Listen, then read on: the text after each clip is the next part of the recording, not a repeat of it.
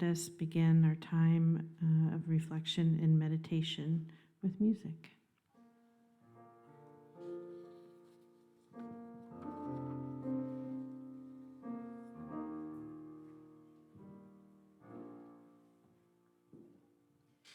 Teach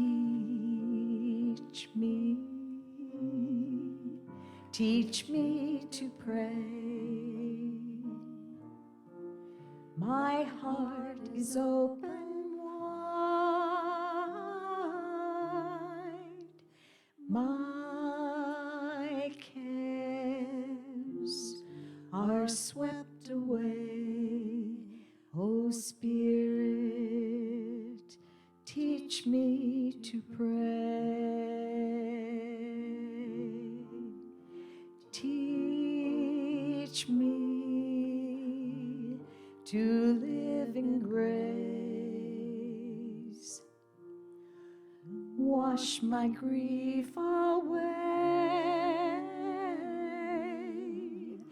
Here in this silent space, O Spirit, teach me to live in grace.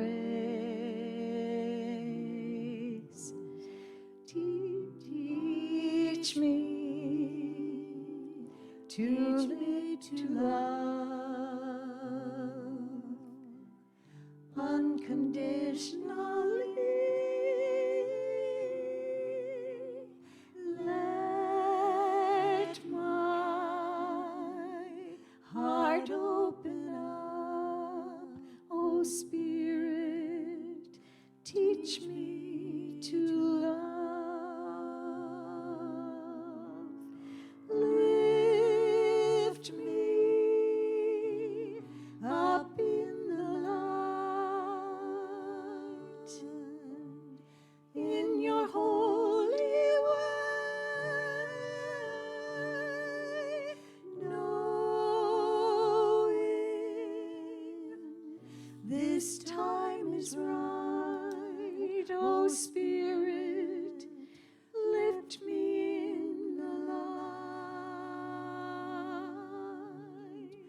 O Spirit, teach me to pray.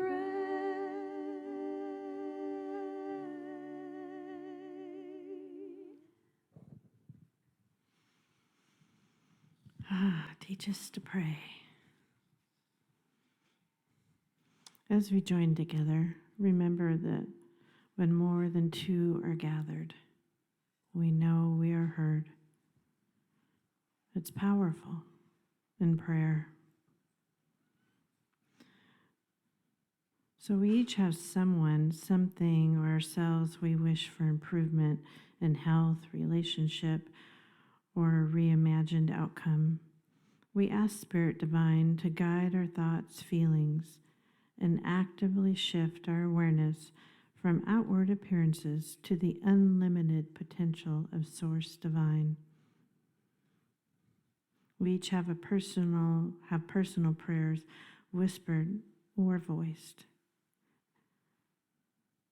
At times it feels inspiring to refresh a prayer that feels especially important, and here are prompts that we can use. I'm willing to see the highest vision and greatest good for. You get to fill in the blank. God provides me with all the resources I need to overcome. With Spirit Divine at my side, I reimagine this situation. Together in unity, we affirm all is possible if we ask. And in faith, we know our words and desires meld and co-create with Spirit Divine. If there's someone that you would like to pray for, feel the power of saying their name aloud and know that it is heard.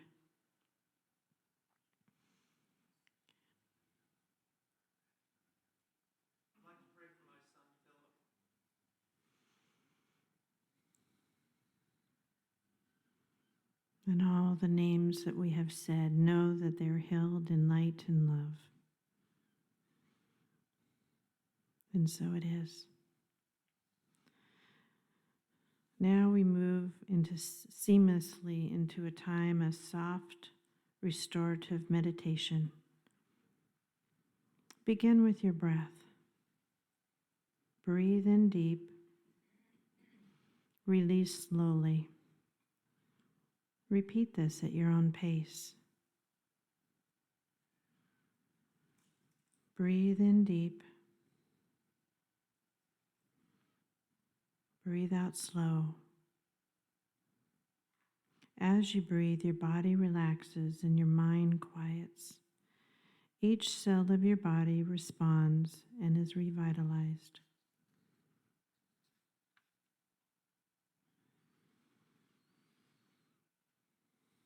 In the quiet, reflect on this thought.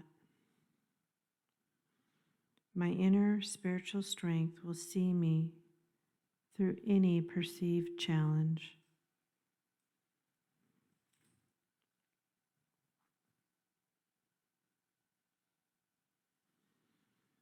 You might bask in this knowing, or you might not know how to manage a current challenge.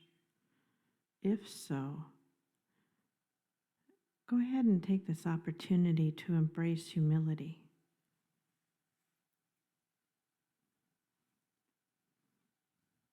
Each is a perfect outcome. The strength of knowing, the grace of humility.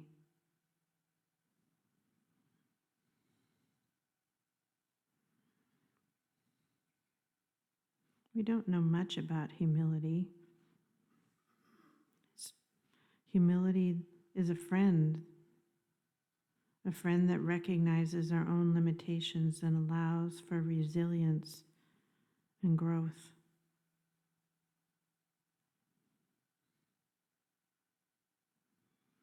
If you say to yourself, I don't know is allowing room for strength, resilience, and growth.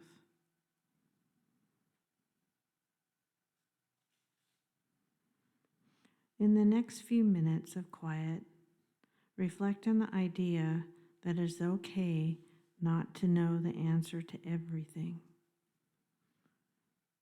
and that it's okay to allow the meekness of humility to open the door for strength and feel revitalized.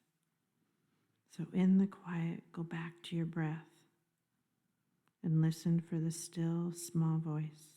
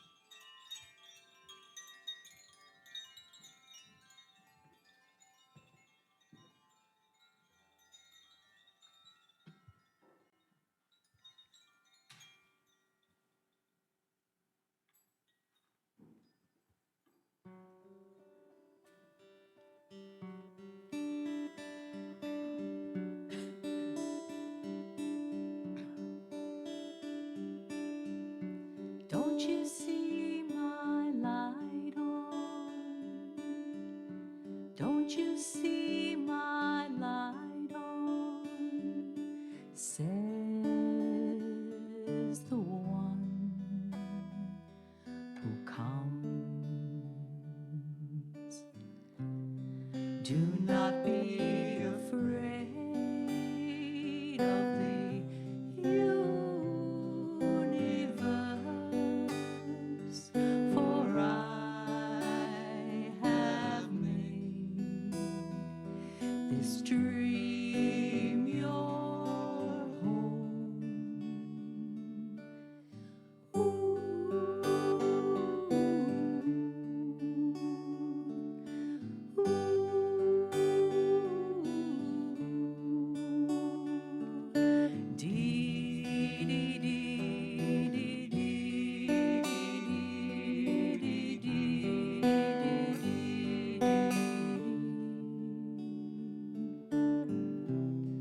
Do not be afraid of the universe,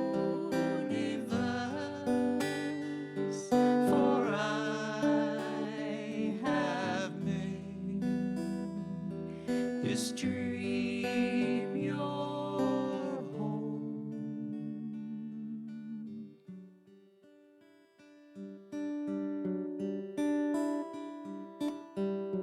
Don't you see my light on?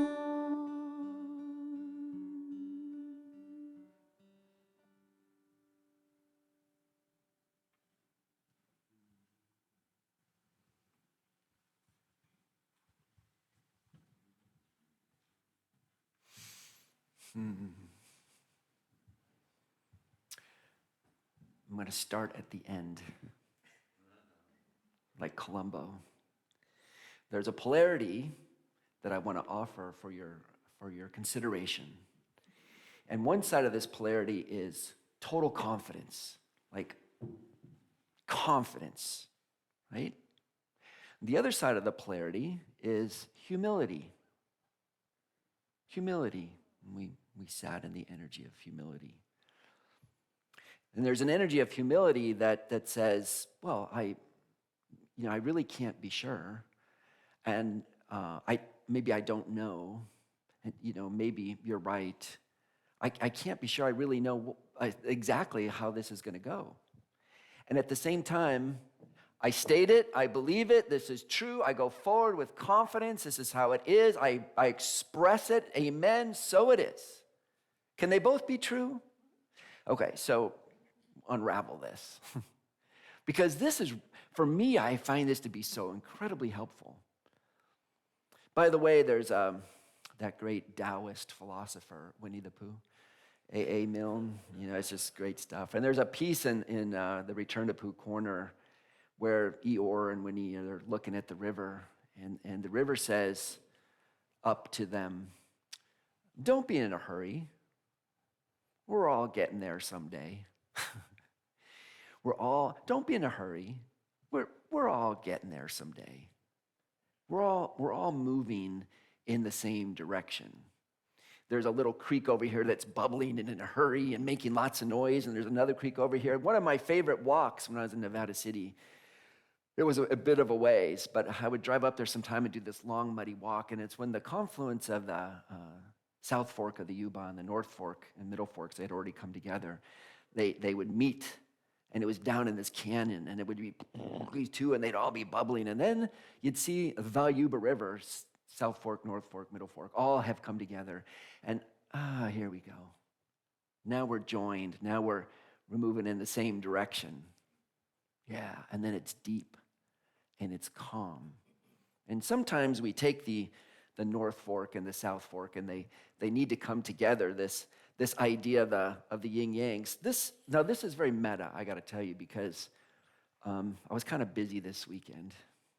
Oh, what I was busy with, by the way, I did go see the Interfaith concert. Deborah was there, and Kathy, and Marcia, and Beth, and who else?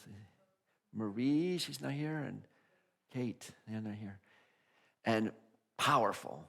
What a great song. And I sat there in that Interfaith concert. And Cora and I were sitting there. It was Diane. We were there together. And wow. And how beautiful and how much synergy and kind of how different some of the music choices were. As you can imagine, if you know the whole spectrum of the interfaith world. And I was caught up in not only how song after piece, how beautiful it was, and yet how different it was. And I was like, yeah, this is the North Fork and the Middle Fork and the South. This is all these forks coming together to create this one sort of voice for something really magnificent. Yeah. And then we were at, by the way, just an announcement. If you know Linda Conroy at Still Point, she made her transition a week ago. And we were at a little memorial for her, candlelight memorial for her yesterday. If you know Linda, great friends of us. Our board did a retreat, and we did it out at Still Point. Just great friends, great place. Still there. I mean, we just miss Linda. So, you're here, Linda, I know. She sat here one time, I was doing a talk, and she raised her hand. Like, yes? Yes, Linda? And she interrupted. She said, what about this? I'm like, we don't usually raise our hand in the middle of the talk, but, Linda would. And you can, too. It's fine. But Linda would do that, yeah. So we bless her on her journey. We know her presence and her love is still with us, yeah. So anyhow, I was doing that yesterday, and I got in late last night and went, oh, yeah, talk. And here's what's meta about it. In feeling these polarities actually led me I was in a polarity of developing this talk. I went, well, this is very the talk's about what I'm feeling as I'm making the talk. I found this quote, and I said, I got to go with that quote. And here it is. It's a guy named Reinhold Niebuhr, who was really popular in the 19th century theologian. Many of you know him? Maybe you've heard of him, yeah. Reinhold says, nothing that's worth doing can be achieved in our lifetime. I got to get over here in one of these polarities. Here's Reinhold. Nothing that is worth doing can be achieved in our lifetime. Therefore, we must be transformed by hope. Yeah. Now I have to I'm going to pause. Reinhold, really? Because there's a uni part of me going, it's here in present moment time. I believe it. I claim it. I know it. It's manifesting. I can stand in the truth of what's ready to come and claim it now is true. It's happening. Blessed. Amen. Reinhold says, yeah, nothing worth doing can be achieved in our lifetime. And I don't know if that makes me mad or makes me comfortable. Now, maybe you have a sense of it. Both? Therefore, we must be transformed by hope. Reinhold says, nothing which is true or beautiful or good makes complete sense in any immediate context of history. The river. Don't be in a hurry. We're all getting there someday. And maybe allow for time for some things to unfold. Maybe know that what we do is manifesting in the time it takes. And that we may not know for sure. We may not witness that, oh, that's what happened. Maybe can we trust in faith that what we're doing and we are aligned with the way of goodness, the way of truth, the way of beauty, that it will take its time, it will manifest. So we're transformed by faith. Nothing we do, I love this one, however virtuous, can be accomplished alone. Yeah, we need to move together. Therefore, we're transformed by love. It's community that we do it. No virtuous act is quite as virtuous from the standpoint of our friend or foe. But I'm right. I don't think so. No virtuous act is quite as virtuous from the standpoint of our friend or foe as it is from our own standpoint. Therefore, we must be transformed by the final form of love, which is forgiveness. Boy, it's such a beautiful, I feel like, prayer for humility. We go forward, but I don't know if this is going to work. I know I can't do it alone. I know I meant it for the good, but I can't be sure that indeed is what's going to happen. So then later, last night, I'm going back to a favorite little piece. It's by Emmett Fox, a deep New Thought thinker. divine science.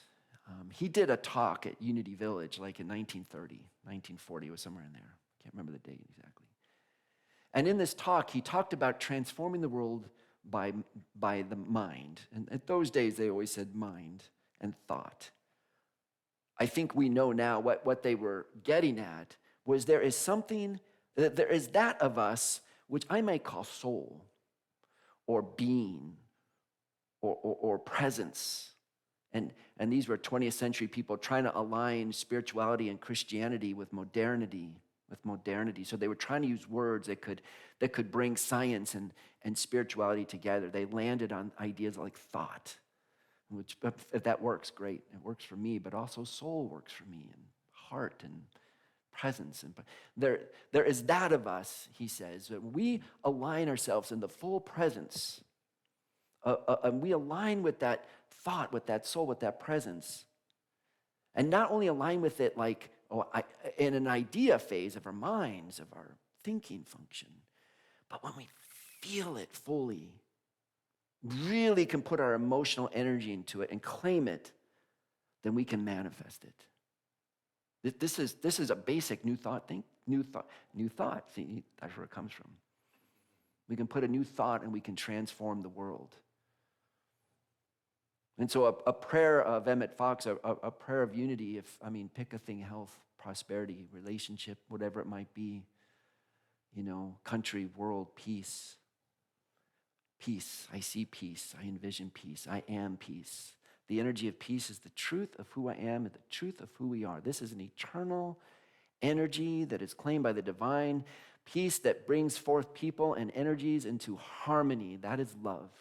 The energies of harmony come together in love, and I claim it, I see it, I know it's true, I can feel it in my heart that the divine will is for peace, is for love, is for cooperation, coordination, it's for enhancing all people and bringing out the good. This is peace. I claim it, the truth, it is now, it is present, not later, it's now present. Peace is the nature of our being. This is a prayer. We release this prayer, peace now. And then Reinhold saying, well, it might take a while. You don't know for sure. You stand in the energy and things will turn out as they will. And over here in Unity, it's going, well, it's now. Which one is it? Yes. Yes. Which one is it? This morning I had a panic. I got up at 6:30 and I went down and I said, I am doing this quote by Reinhold Niebuhr. I know that guy. What do I know about him? So I looked it up and I read his history and then I went like, oh, that guy. I can't quote Reinhold Niebuhr at a Unity service.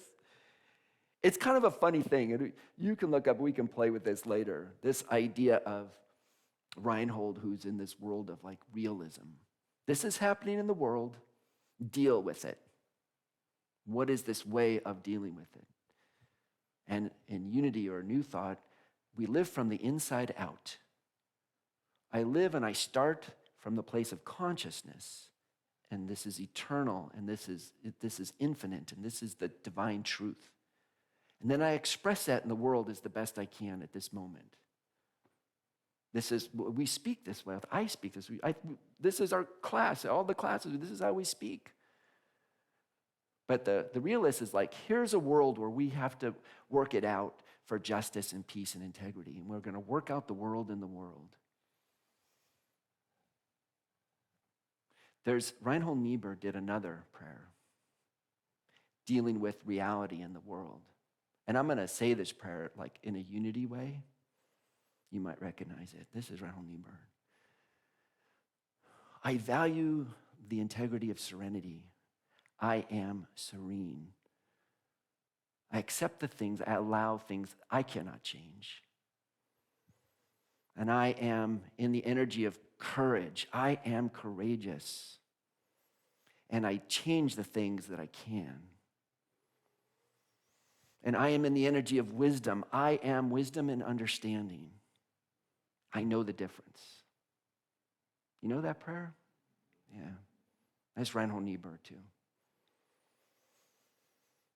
Not claiming a truth, not affirming anything, just saying, here's my reality as I experience it.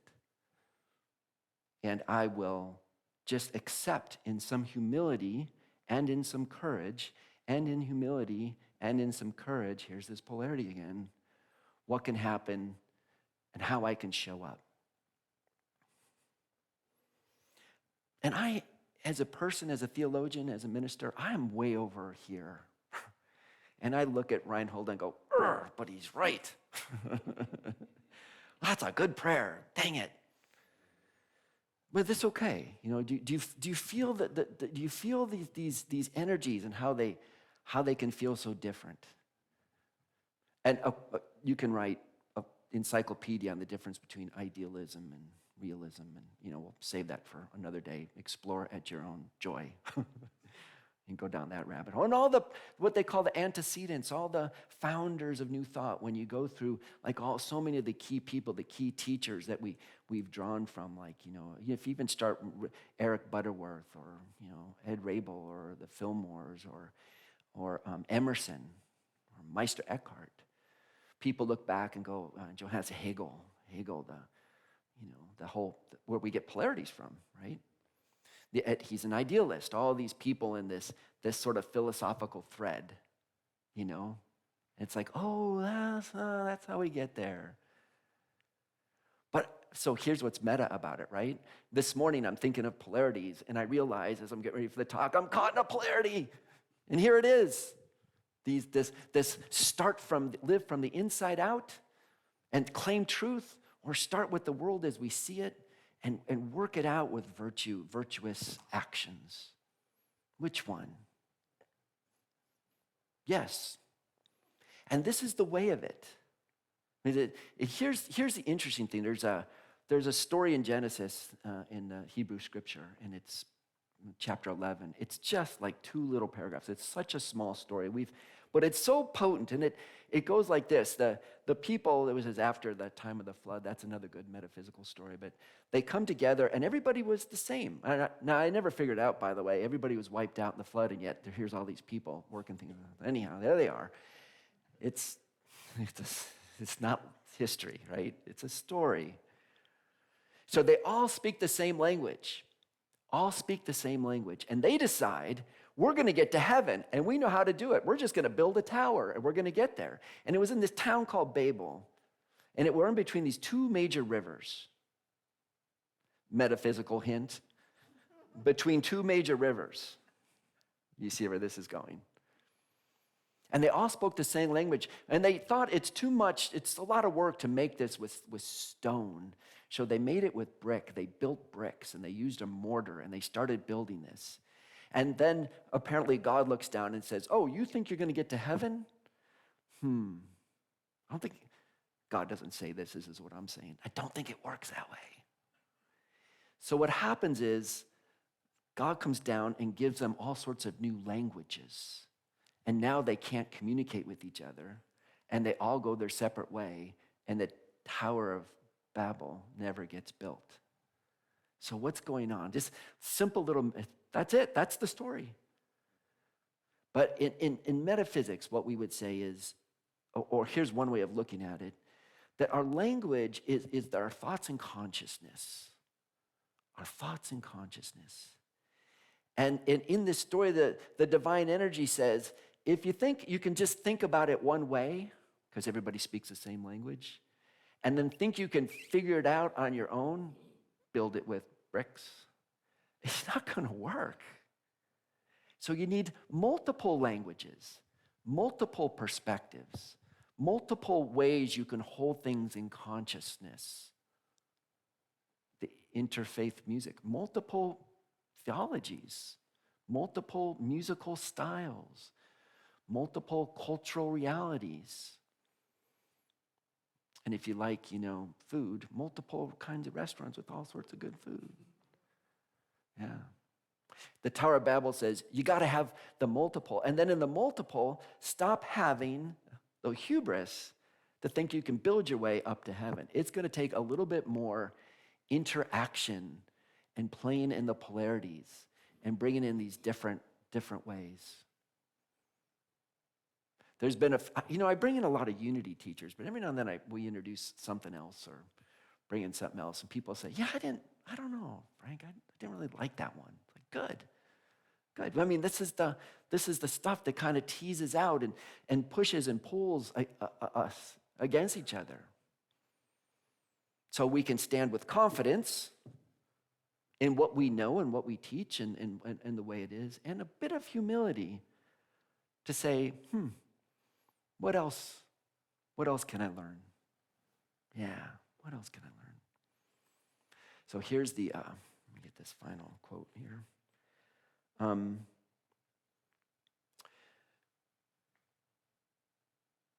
So here's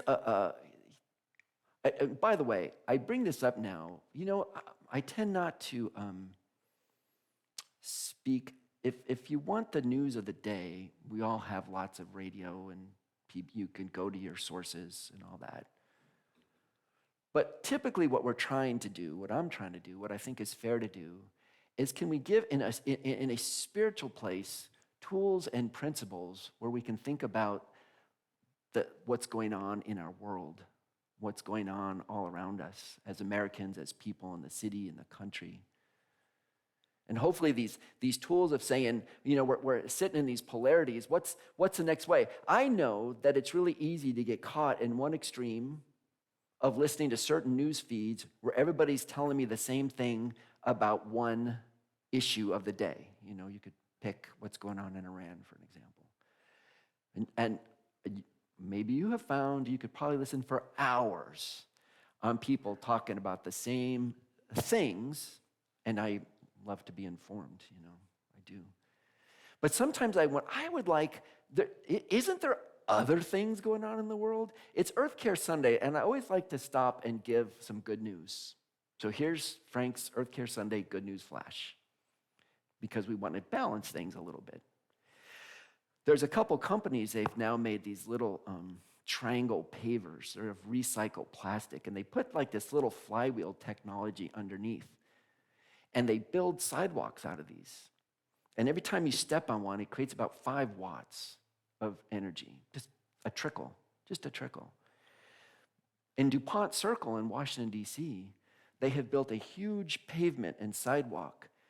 Thousands of people walk up and down this pavement, DuPont Circle, going to the Capitol, going to the, all over it's just a major thoroughfare in D.C. Do you know where it is? You guys been there, DuPont Circle?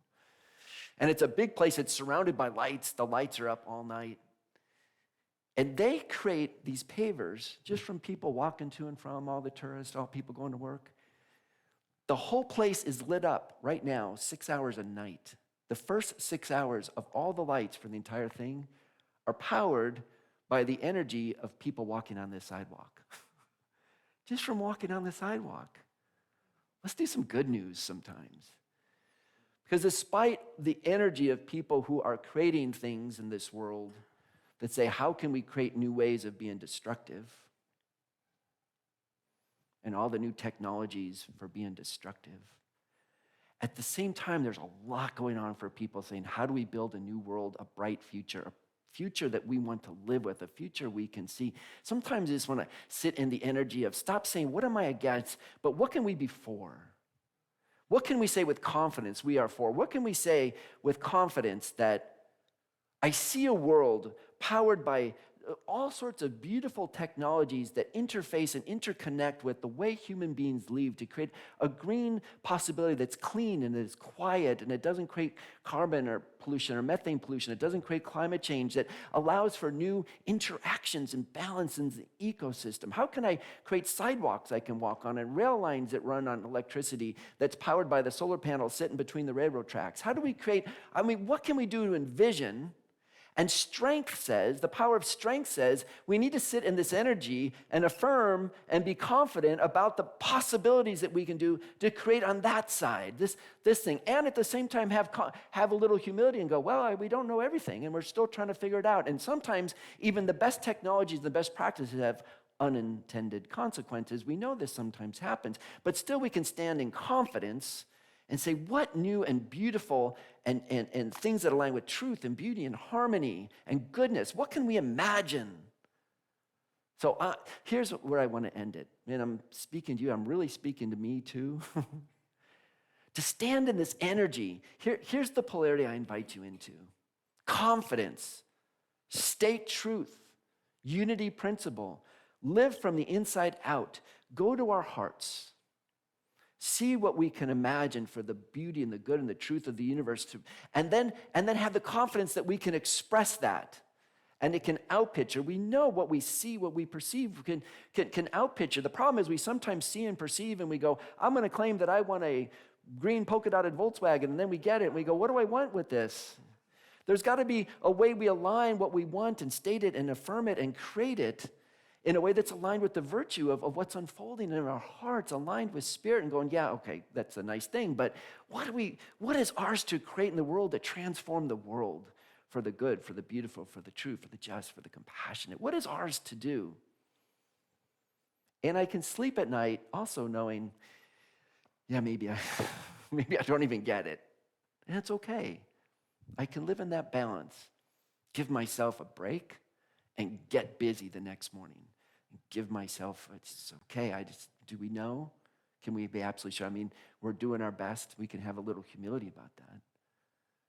And if I'm wrong, we can seek forgiveness. Say, I tried, I didn't see that unintended consequences. Yikes. Sorry about your toes I stepped on. But what can we do with confidence to move forward? And can we do it in a place that aligns with value, with good news? I'm personally getting exhausted of getting angry about what I don't want. And I really want to get aligned. And this is my challenge. Strength, the power of strength. We can call forward the power of strength to say, I'm going to stay aligned with the good news and what the good is that I want to express in life. Can we do that?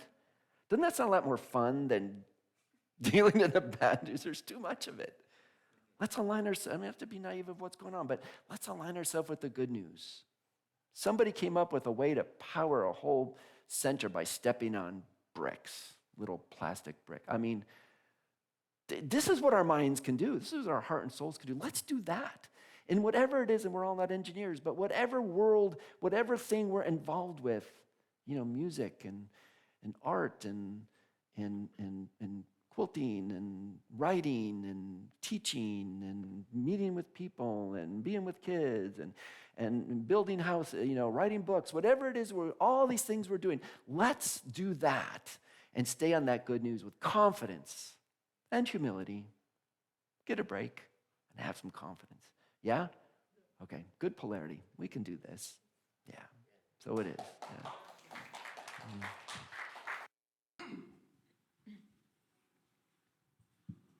This is for that sidewalk Frank mentioned.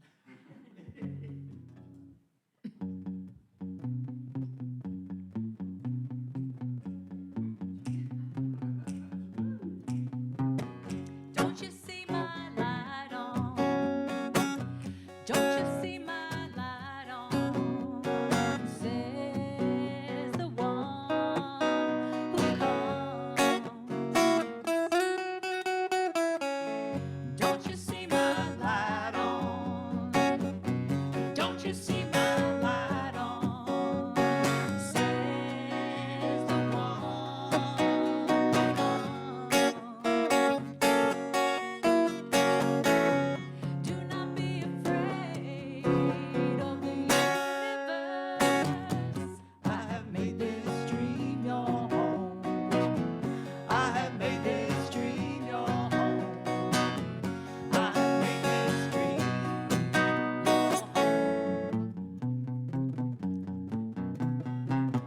Don't you see my light on? Don't you see my light on? Says the one who comes. Don't you see my light on? Don't you see my light on?